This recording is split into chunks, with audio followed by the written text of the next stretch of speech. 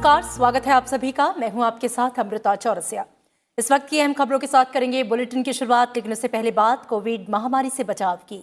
Corona महामारी के खिलाफ पूरा देश एकजुट होकर लड़ रहा है।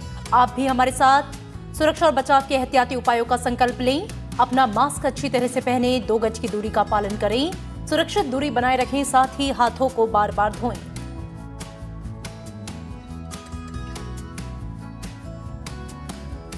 और आइए अब नजर हेडलाइंस पर।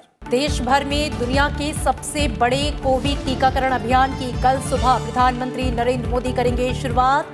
देश भर के 3000 से अधिक केंद्रों में शुरू होगा वैक्सीनेशन। केंद्रीय स्वास्थ्य मंत्री हर्षवर्धन ने लिया तैयारियों का जायजा।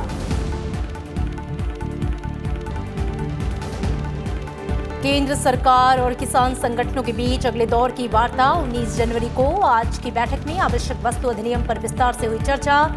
कृषि कानूनों के समर्थन में IMF, कहा किसानों का बढ़ेगा मुनाफा।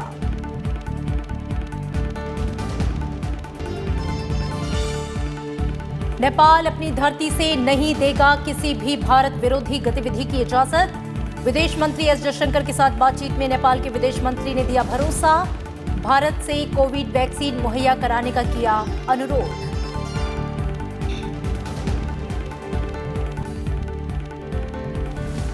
स्टार्टअप से युवाओं को आविष्कार और इनोवेशन का मिलेगा मौका। 2 दिवसीय अंतर्राष्ट्रीय स्टार्टअप इंडिया सम्मेलन। प्रारंभ में वाणिज्य और उद्योग मंत्री पीयूष गोयल का संबोधन। प्रधानमंत्री नरेंद्र मोदी कल वीडियो कॉन्फ्रेंसिंग के जरिए स्टार्टअप कारोबारियों के साथ करेंगे संवाद। और देश भर में मनाया गया सेना दिवस। दिल्ली के करियप्पा मैदान में सेना प्रमुख जनरल MM नरवणे ने ली परेड की सलामी। कहा व्यर्थ नहीं जाएगा गलवान में वीर सैनिकों का बलिदान। राष्ट्रपति, उपराष्ट्रपति और प्रधानमंत्री ने जवानों को दी शुभकामनाएं।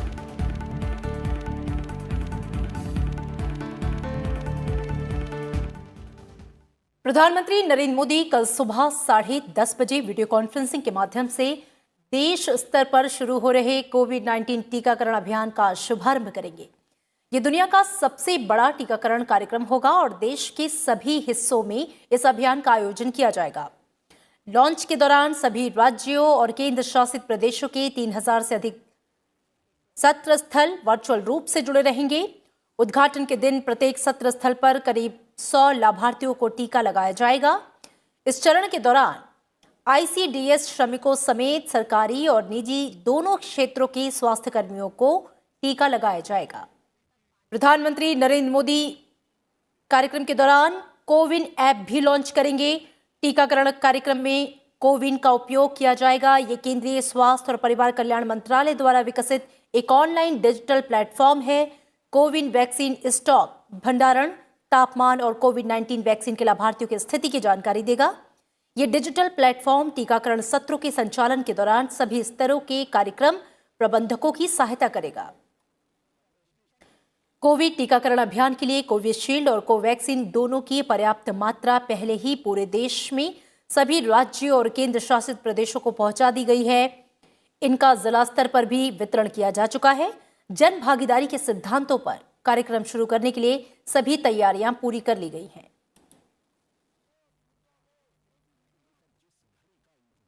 केंद्रीय स्वास्थ्य और परिवार कल्याण मंत्री डॉक्टर हर्षवर्धन ने कोविड-19 टीकाकरण अभियान को कोरोना के खिलाफ निर्णायक लड़ाई बताया है। कोविड टीकाकरण अभियान से पहले डॉक्टर हर्षवर्धन ने आज कम्युनिकेशन वॉर रूम के कामकाज की समीक्षा की। साथ ही ऑनलाइन डिजिटल प्लेटफॉर्म कोविन के कामकाज के हर पहलू को बारीकी से समझा। कोविन वैक्सीन के स्टॉक, भंडारण, तापमान और वैक्सीन के लिए लाभार्थियों की व्यक्तिगत ट्रैकिंग की जानकारी प्रदान करेगा।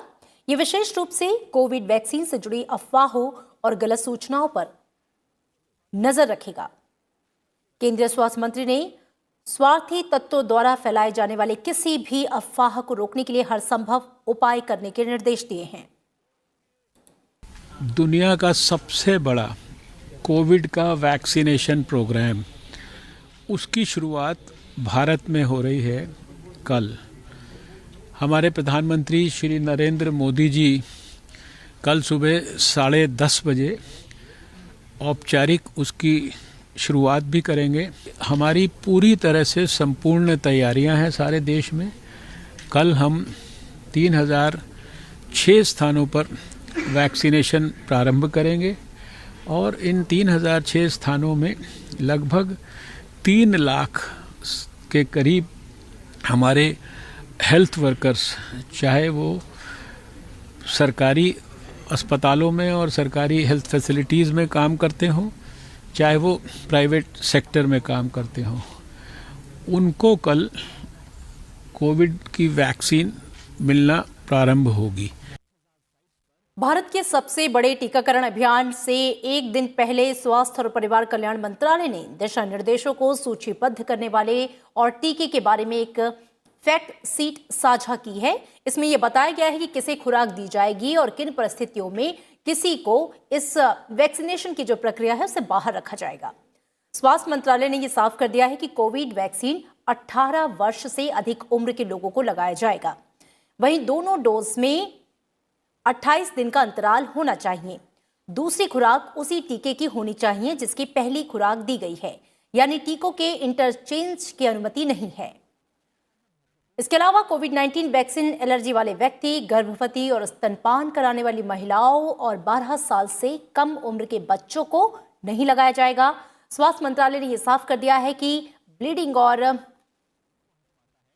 कोएगुलेशन डिसऑर्डर के इतिहास वाले लोगों के केस में विशेष सावधानी जो है वो बरती जाएगी।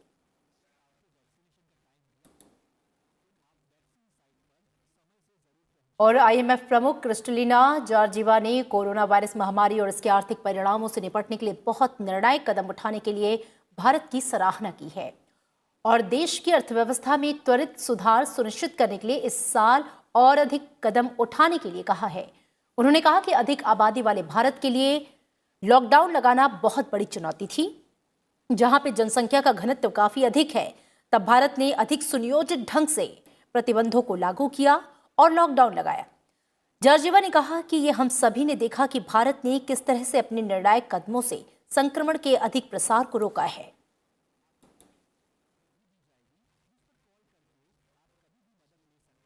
केंद्र सरकार और किसानों के बीच नवे दौर की आज वार्ता हुई। हालांकि इस बैठक में कोई ठोस समाधान नहीं निकल सका है। दोनों पक्षों के बीच अब अगली बैठक 19 जनवरी को तय की गई है। बैठक के बाद मीडिया से मुखातिब होते हुए केंद्रीय कृषि मंत्री नरेंद्र सिंह तोमर ने कहा कि बातचीत में आवश्यक वस्तु अधिनियम पर विस्तार से चर्चा हुई। किसानों की शंकाओं के समाधान की कोशिश की गई। उन्होंने यूनियन से कहा है कि अपने बीच में अनौपचारिक समूह बना ले, जो लोग ठीक तरह से कानूनों पर चर्चा कर एक मसौदा बनाकर सरकार को दें। हमारे मंत्री जी ने विस्तार से उस एक्ट को सभी यूनियन के साथ सामने रखा और उनकी जो शंकाएं हैं उनको समाधान करने की कोशिश की, लेकिन चर्चा निर्णायक मोड़ पर नहीं पहुंच पाई। और उसके बाद यूनियन और सरकार दोनों ने मिलकर ये तय किया कि 19 जनवरी को दोपहर 12 बजे पुनः चर्चा करेंगे।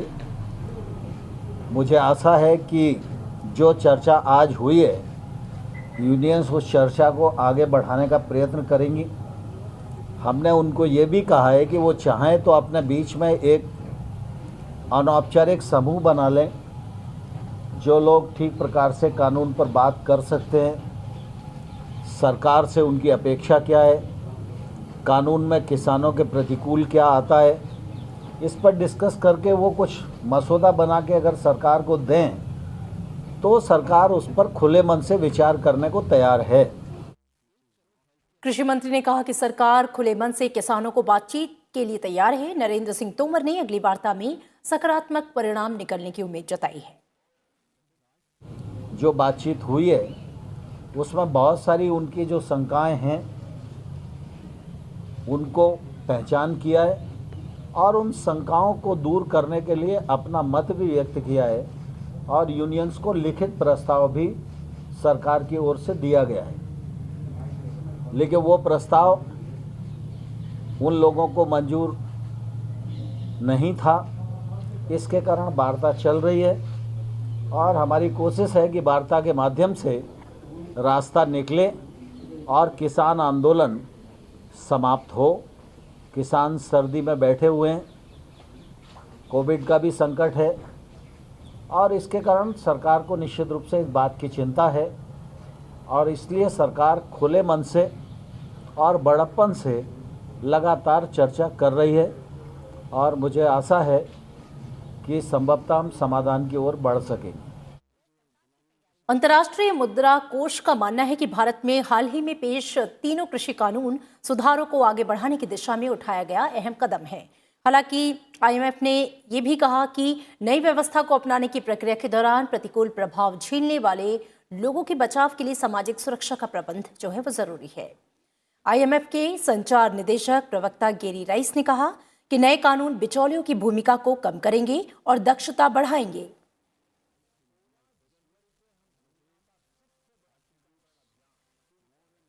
संबोधित करते हुए उन्होंने कहा कि इन तीनों कानूनों में भारत में कृषि सुधारों को आगे बढ़ाए जाने का प्रतिनिधित्व करने की क्षमता है। राइस ने कहा कि ये कानून किसानों को खरीदारों से प्रत्यक्ष संबंध बनाने का मौका देंगे। इससे बिचौलियों की भूमिका कम होगी, दक्षता बढ़ेगी, जो किसानों को अपनी उपज की बेहतर कीमत दिलाने में सहयोग करेंगे। उन्होंने कहा कि इस प्रक्रिया में जिन लोगों की नौकरियां जाएंगी उनके लिए कुछ ऐसी व्यवस्था की जानी चाहिए कि वे रोजगार बाजार में समायोजित हो सके। राइस ने कहा कि निश्चित रूप से इन सुधारों के लाभ प्रभावशीलता और उनके कार्यान्वयन के समय पर निर्भर होंगे, इसलिए सुधार के साथ इन मुद्दों पर भी ध्यान देने की आवश्यकता है। और संसद का बजट सत्र 29 जनवरी से शुरू हो रहा है। बजट सत्र की शुरुआत 29 जनवरी को राष्ट्रपति रामनाथ कोविंद के अभिभाषण के साथ होगी। 1 फरवरी को आम बजट पेश किया जाएगा। 2 हिस्सों में चलने वाला बजट सत्र 8 अप्रैल तक चलेगा। राष्ट्रपति रामनाथ कोविंद संसद की केंद्रीय कक्ष में 29 जनवरी को सुबह 11 बजे संसद के दोनों सदनों लोकसभा और राज्यसभा की संयुक्त बैठक को संबोधित करेंगे। इसके साथ ही बजट सत्र की शुरुआत होगी। राष्ट्रपति के अभिभाषण के 1 घंटे बाद राज्यसभा की कार्यवाही शुरू होगी, जिसमें अहम सरकारी कामकाज निपटाया जाएगा। 1 फरवरी को वित्त मंत्री निर्मला सीतारमण लोकसभा में सुबह 11 बजे वित्त वर्ष 2021-22 का आम बजट पेश करेंगी। 1 फरवरी को दोनों सदनों में प्रश्नकाल की कार्यवाही स्थगित रहेगी। लोकसभा में आम बजट पेश होने के 1 घंटे बाद वित्त मंत्री निर्मला सीतारमण राज्यसभा में बजट की प्रति सभा पटल पर रखेंगी। पिछले मॉनसून सत्र की तरह इस बार भी संसद के दोनों सदनों की बैठक अलग अलग पालियों में होगी। 29 जनवरी और 1 फरवरी को छोड़कर राज्यसभा की कार्यवाही सुबह 9 बजे से 2 बजे तक होगी, जबकि लोकसभा की कार्यवाही शाम 4 बजे से रात 9 बजे तक चलेगी। कोविड-19 महामारी की वजह से मौजूदा स्थिति को देखते हुए सदस्यों को पोर्टल के माध्यम से सम्मन जारी किया गया है। संविधान के अनुच्छेद 85(1) के मुताबिक राष्ट्रपति समय समय पर संसद के प्रत्येक सदन को ऐसे समय और स्थान पर जो वो ठीक समझें अधिवेशन के लिए आहूत कर सकते हैं, लेकिन उसके एक सत्र की अंतिम बैठक और आगामी सत्र की प्रथम बैठक के लिए नियत तारीख के बीच 6 मास से ज्यादा का अंतर नहीं होना चाहिए। संसद का शीतकालीन सत्र कोविड महामारी की वजह से नहीं हो पाया, जबकि मॉनसून सत्र को तय समय से पहले ही अनिश्चितकाल के लिए स्थगित करना पड़ा था। सरकार के महत्वाकांक्षी सेंट्रल विस्टा पुनर्विकास योजना के तहत नई संसद भवन का निर्माण कार्य आज से शुरू हो गया है। 1 महीने पहले 10 दिसंबर को प्रधानमंत्री नरेंद्र मोदी ने इस परियोजना की आधारशिला रखी थी। नए संसद भवन का आकार त्रिभुजाकार होगा और इसके 2022 में भारत की स्वतंत्रता की 75वीं वर्षगांठ तक पूरा होने की उम्मीद है। सरकार की योजना 2022 में संसद के मॉनसून सत्र का आयोजन नए भवन में करने की है। नए संसद भवन के निर्माण पर 971 करोड़ रुपए खर्च होने का अनुमान है। इस सप्ताह की शुरुआत में 14 सदस्यीय धरोहर समिति ने नए संसद भवन के निर्माण को मंजूरी दी थी। इसके अलावा उसने सेंट्रल विस्टा पुनर्विकास परियोजना को भी हरी झंडी दिखाई थी।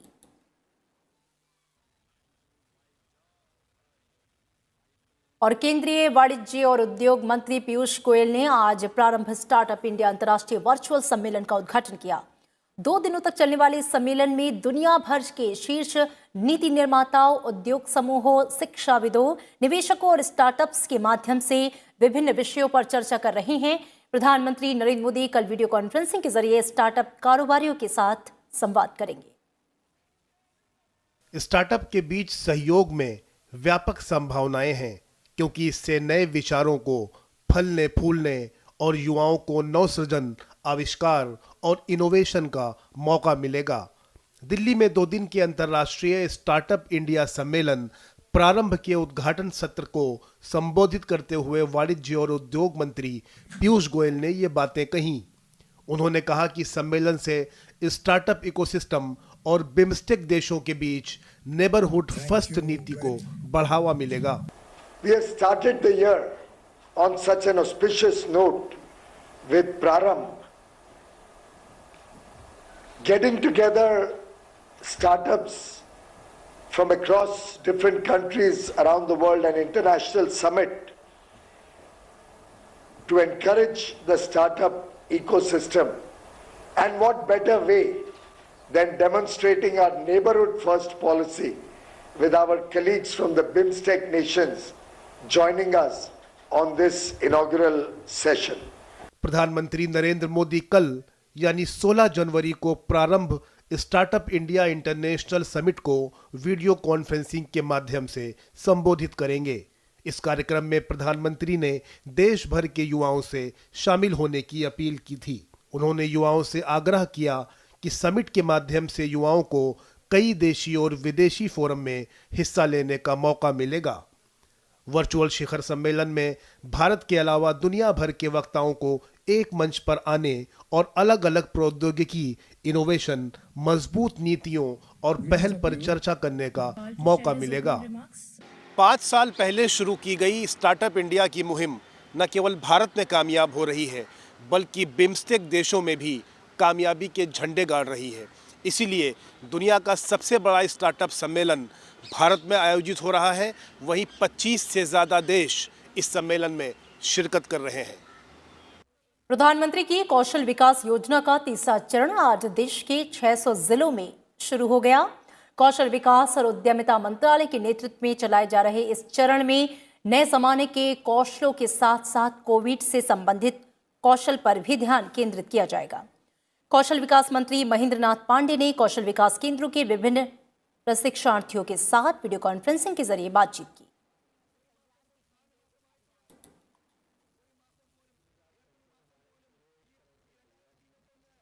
और आज 73वां सेना दिवस मनाया गया। भारत के अंतिम British commander in chief general Francis butcher से 1949 में तत्कालीन लेफ्टिनेंट जनरल के.एम. करियप्पा ने भारत सेना के कमांडर इन चीफ के रूप में कार्यभार संभालने की याद में हर साल 15 जनवरी को सेना दिवस मनाया जाता है। सेना दिवस समारोह की शुरुआत राष्ट्रीय समर स्मारक पर शहीदों को श्रद्धांजलि देने के साथ हुई, जहां पे सीडीएस जनरल बिपिन रावत और तीनों सेनाओं के प्रमुखों ने शहीदों को श्रद्धांजलि दी।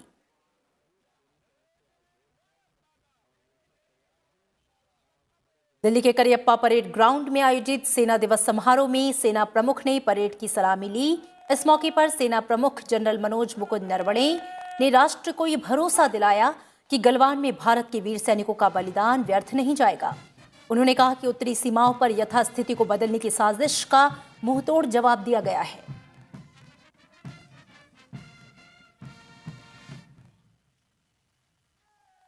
सेना के लिए बेहद चुनौतीपूर्ण रहा। उत्तरी सीमाओं पर चीन के साथ चल रहे तनाव से आप परिचित हैं। देश के सीमाओं पर एक तरफा बदलाव की साजिश को मुंह तोड़ जवाब दिया गया। मैं देश को विश्वास दिलाना चाहूँगा कि गलवान की वीरों की शहादत व्यर्थ नहीं जाएगी। भारतीय सेना देश के संप्रभुता और सुरक्षा पर कोई आंच नहीं आने देगी। हम बातचीत और राजनीतिक प्रयासों से विवादों का समाधान के प्रति प्रतिबद्ध हैं, लेकिन कोई भी हमारे धैर्य की परीक्षा करने की गलती ना करें। और इस मौके पर वीरता के व्यक्तिगत कार्यों के लिए 15 सेना पदक और अपनी अपनी इकाइयों के लिए सराहनीय कार्य प्रदर्शन के लिए 23 COAS यूनिट प्रशस्ति पत्र प्रदान किए गए।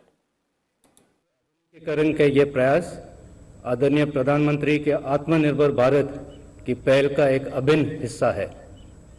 भारतीय सेना मेक इन इंडिया के तहत 32,000 करोड़ के 29 आधुनिकीकरण प्रोजेक्ट्स की पहचान कर चुकी है। प्राइवेट इंडस्ट्री, MSME और एकेडमिया के साथ मिलकर सेना एक आत्मनिर्भर डिफेंस इकोसिस्टम बनाने में महत्वपूर्ण योगदान दे रही है। इससे स्वदेशी टेक्नोलॉजी को बढ़ावा मिलेगा और इंपोर्ट्स पर हमारी सेना दिवस पर राष्ट्रपति, उपराष्ट्रपति और प्रधानमंत्री ने सेना के जवानों को बधाई दी। राष्ट्रपति रामनाथ कोविंद ने आज सेना दिवस के अवसर पर भारतीय सेना के बहादुर जवानों को बधाई दी।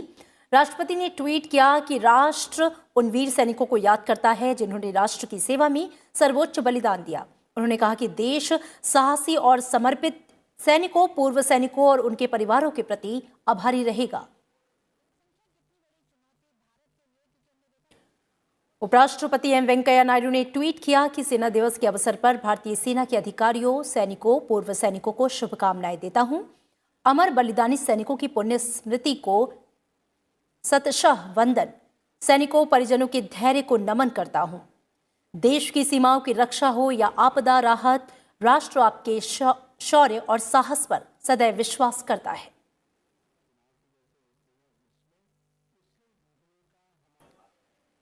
उन्होंने कहा कि विगत वर्ष चुनौतीपूर्ण रहा। महामारी के दौरान भी सेना दुर्गम सीमाओं की सतर्क प्रहरी बनी रही।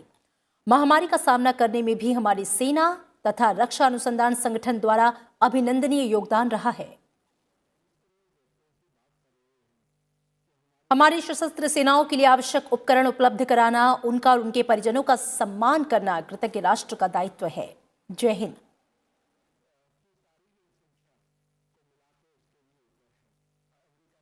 प्रधानमंत्री नरेंद्र मोदी ने सेना दिवस के अवसर पर भारतीय सेना को नमन किया। प्रधानमंत्री ने ट्वीट किया कि हमारी सेना मजबूत, साहसी और दृढ़ संकल्पित है, जिसने हमेशा देश को गौरवान्वित किया है।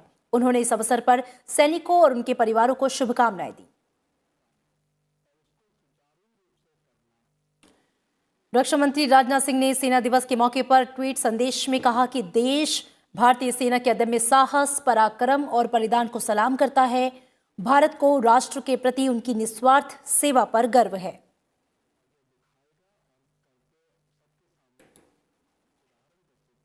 केंद्रीय रक्षा मंत्री राजनाथ सिंह ने आज बंगलुरु स्थित भारत अर्थ मूवर्स लिमिटेड के उत्पादन केंद्र का दौरा किया।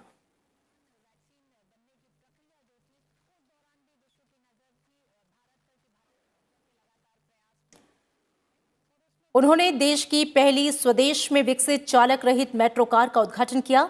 उन्होंने कहा कि मुझे इस शानदार कार्य पर गर्व है जो कि BEML में इंजीनियरों और टेक्नीशियनों की टीम कर रही है। ये आत्मनिर्भर भारत के सच्चे योद्धा हैं जो भारत को विकास के पथ पर आगे ले जा रही हैं। राजनाथ सिंह ने कहा कि देश के विकास में सार्वजनिक क्षेत्र के उपक्रमों का महत्वपूर्ण योगदान रहा है।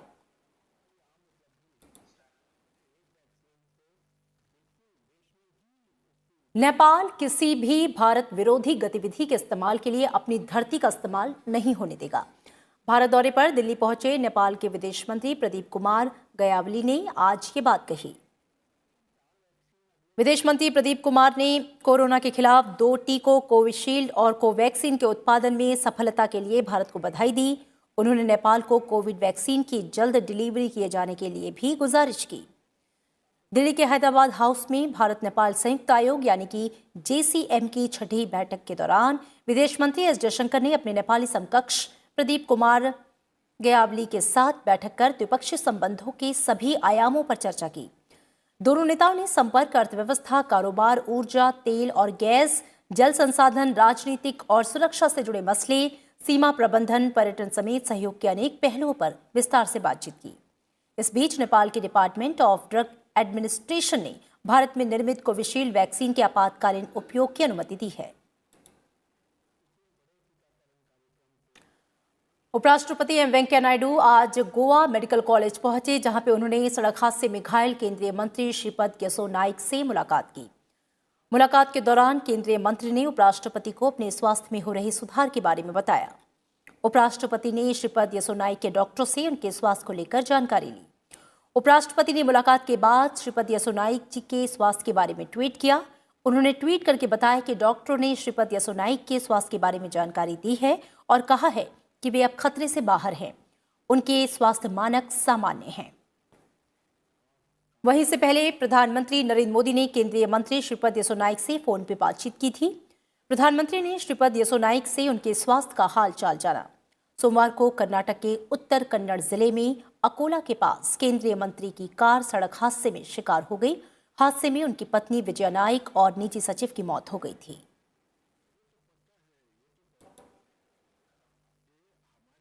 और चलते चलते एक बार फिर आपसे अपील, कोरोना महामारी के खिलाफ पूरा देश एकजुट होकर लड़ रहा है। आप भी हमारे साथ सुरक्षा और बचाव के एहतियाती उपायों का संकल्प लें। अपना मास्क अच्छी तरह से पहनें, 2 गज की दूरी का पालन करें, सुरक्षित दूरी बनाए रखें, साथ ही अपने हाथों को बार बार धोएं।